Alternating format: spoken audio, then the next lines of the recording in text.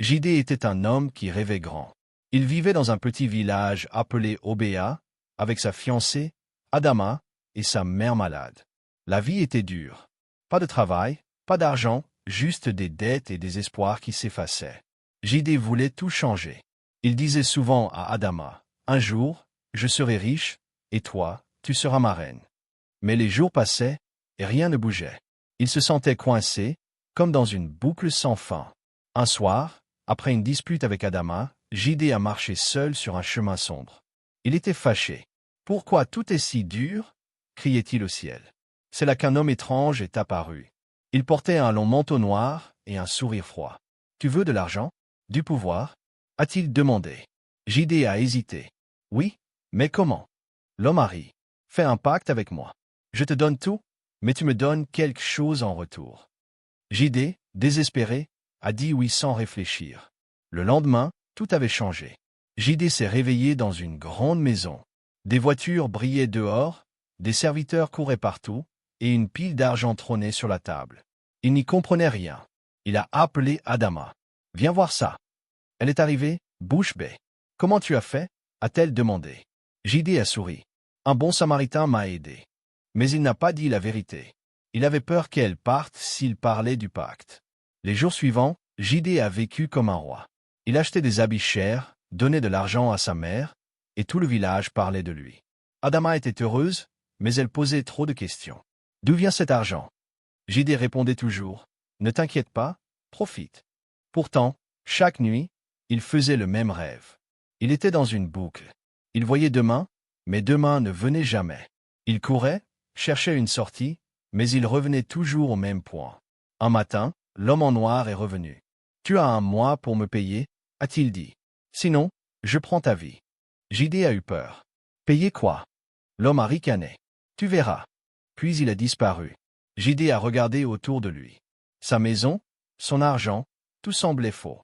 Il a couru voir Adama. « Je dois t'épouser vite » a-t-il crié. Elle a froncé les sourcils. « Pourquoi cette urgence ?» Jidé n'a rien dit. Il avait peur de perdre tout, et elle avec. Jidé ne dormait plus bien. Chaque nuit, le même rêve revenait. Il courait dans un village vide, cherchait Adama, mais elle disparaissait. Le temps tournait en boucle, comme un disque rayé. Il se réveillait en sueur, l'odeur de la peur collée à lui. L'homme en noir avait dit « un mois ». Et chaque jour, Jidé sentait que le temps filait trop vite. Adama voyait bien que quelque chose n'allait pas. « Tu es bizarre, Jidé. Dis-moi la vérité » criait-elle. Mais Jidé mentait encore. « C'est rien, juste du stress. Marions-nous, et tout ira mieux. » Elle secouait la tête. « Pas tant que tu caches des choses. » Jidé paniquait. Il avait besoin d'elle, mais il ne pouvait pas parler du pacte. S'il le faisait, elle partirait, et il serait seul face à l'homme en noir. Un jour, il est allé voir sa mère. Elle était malade, couchée dans une petite maison au village. « Jidé, tu as changé » a-t-elle dit doucement. « Cet argent, il te fait mal. » Jidé a baissé les yeux. « Je veux te soigner, maman. C'est pour toi aussi. » Elle a soupiré. L'argent ne guérit pas tout. Il est parti, énervé. Pourquoi personne ne comprenait? Le lendemain, l'homme en noir est revenu. Il est apparu dans le salon de la grande maison, assis sur un fauteuil, comme chez lui. « Alors, Jidé, tu profites ?» a-t-il demandé avec un sourire méchant. Jidé a tremblé. « Qu'est-ce que tu veux de moi ?» L'homme a levé une main. « Ton temps est court. Si tu veux vivre plus d'1 an, marie Adama et donne-la-moi. » Jidé a crié. « Quoi? Jamais. » L'homme a ri. « Alors, dans 30 jours, je prends ta vie. Choisis vite. » Jidé est resté figé. Donner Adama? Impossible. Mais mourir? Il ne voulait pas. Il a couru voir le pasteur du village, un homme sage appelé frère Israël. « Aidez-moi » a-t-il supplié. Le pasteur l'a regardé longtemps. « Que as-tu fait, Jidé ?» Jidé a menti encore. « Rien, juste un cauchemar. » Le pasteur a froncé les sourcils. « Dieu sait tout. Confesse-toi, ou tu seras perdu. » Jidé est parti sans rien dire. Il ne croyait plus en Dieu. Dieu ne l'avait pas aidé quand il était pauvre. En rentrant, il a trouvé Adama chez lui. « Jidé, je pars si tu ne parles pas » a-t-elle dit, les yeux pleins de larmes. Jidé a pris ses mains. « S'il te plaît, épouse-moi. J'ai besoin de toi. » Elle a retiré ses mains. « Pas comme ça. » Puis elle est partie. Jidé s'est assis, seul. Le compte à rebours avait commencé, et il ne savait pas quoi faire. JD comptait les jours. Il ne restait que 25 jours avant que l'homme en noir ne revienne. Il ne mangeait plus, ne dormait presque pas. Ses rêves le torturaient toujours. Une boucle sans fin, Adama qui criait son nom, puis plus rien. Il regardait ses richesses, la maison, les voitures, l'argent, et tout lui semblait vide. Pourquoi j'ai fait ça? Se demandait-il. Il a décidé d'agir. Il est allé voir Adama au marché du village. Elle vendait des fruits, ses mains pleines de terre. Adama, écoute-moi, a-t-il dit.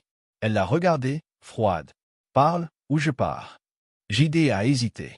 Il voulait tout avouer, mais les mots restaient coincés. J'ai besoin de toi pour vivre, a-t-il fini par dire. Elle a secoué la tête. Tu mens encore. Tant que tu caches la vérité, c'est non. Elle est partie, le laissant seul. Le lendemain, JD a eu une idée folle.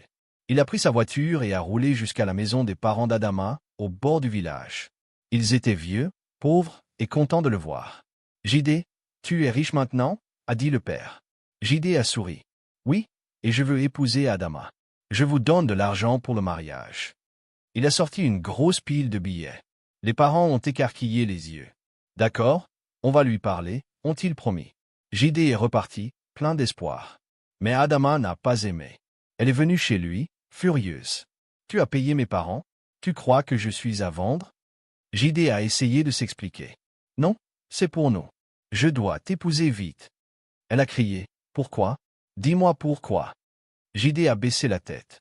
Je peux pas. Adama a claqué la porte en partant. Il a entendu ses pas s'éloigner, et son cœur s'est serré. Cette nuit-là, l'homme en noir est revenu dans son rêve. 20 jours, JD, a-t-il murmuré. Si tu donnes pas Adama, je prends tout, ta vie, ton âme. JD s'est réveillé en hurlant. Il a couru chez le pasteur Israël. J'ai fait un pacte avec un démon, a-t-il avoué enfin. Le pasteur a fermé les yeux. Tu as vendu ton âme pour de l'argent.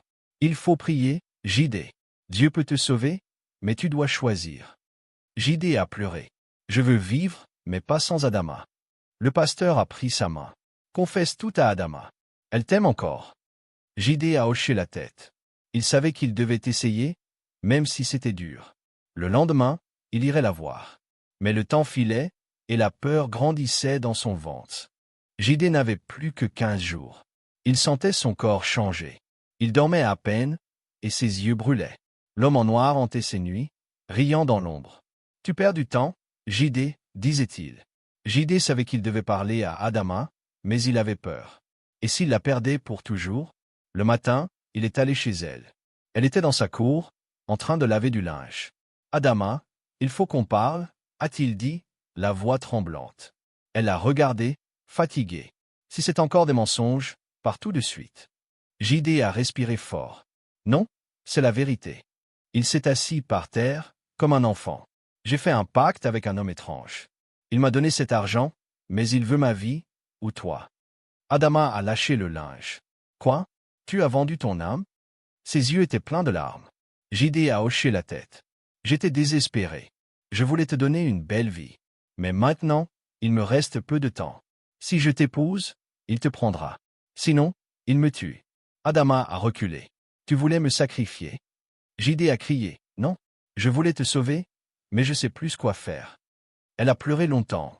Puis elle a dit, va voir le pasteur. Moi, je peux pas t'aider si tu restes comme ça. JD est parti, le cœur lourd. Il est retourné chez frère Israël.